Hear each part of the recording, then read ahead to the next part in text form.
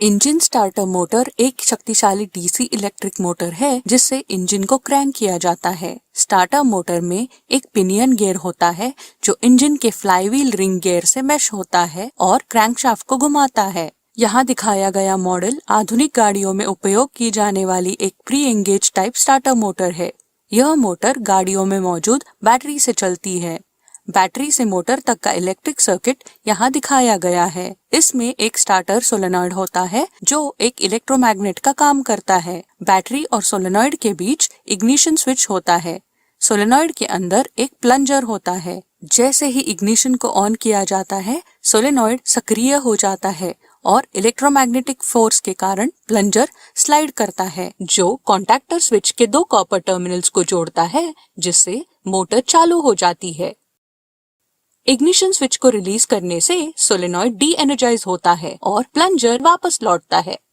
यहाँ एक सवाल आ सकता है कि सोलेनॉइड और कॉन्टैक्टर स्विच का क्यों उपयोग किया जाता है, जबकि हम मोटर को बैटरी से डायरेक्ट सप्लाई भी दे सकते हैं। लेकिन हम मोटर को इस तरह नहीं जोड़ते हैं क्योंकि ये मोटर चलाने के लिए बहुत ज्यादा करंट की आवश्यकता होती है, जिसे प्रवाह करने के लिए बहुत बड़े स्विच और तार की जरूरत होती है। इसीलिए हम सोलेनॉइड का उपयोग करते हैं जिसे ज्यादा करंट की आवश्यकता नहीं होती है।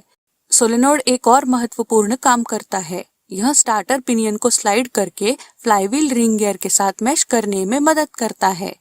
जैसे पिनियन फ्लाईव्हील रिंग गियर की ओर बढ़ता है, यह अपनी एक्सिस पर थोड़ा घूमता है। ये घुमाव पिनियन और फ्लाईव्हील रिंग गियर को आसानी से मैश करने में मदद करता है।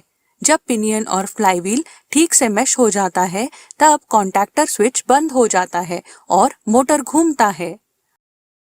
हम यहाँ देख सकते हैं कि फ्लाईव्हील की तुलना में पिनियन गियर काफी छोटा है। फ्लाईव्हील और पिनियन का गियर रेशियो आमतौर पर 15 से 1 या 20 से 1 तक होता है। ये गियर रिडक्शन से टॉर्क कुछ हद तक बढ़ जाता है।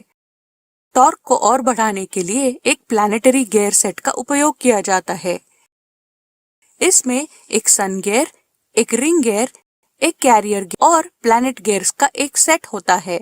स्टार्टर मोटर में रिंग गियर स्थिर होता है, सन गियर इनपुट होता है और कैरियर आउटपुट होता है। यहाँ दिखाए गए प्लैनेटरी गियर सेट का रेशियो 7 से 1 है। ये कंबाइंड गियर रिडक्शन के बाद स्टार्टर मोटर क्रैंकशाफ्ट को घुमा सकता है, जिससे इंजन चालू हो जाता है। इंजन स्टार्ट होने के बाद क्रैंकशाफ्ट तेजी से घूमने लगता है। इस स्थिति में यदि स्टार्टर मोटर फ्लाईव्हील के साथ मैश में रहती है तो अत्यधिक गति के कारण मोटर खराब हो सकती है। इसीलिए इंजन स्टार्ट होते ही हमें इग्निशन स्विच को रिलीज करना चाहिए, जिससे पिनियन फ्लाईव्हील गियर से अलग हो जाता है।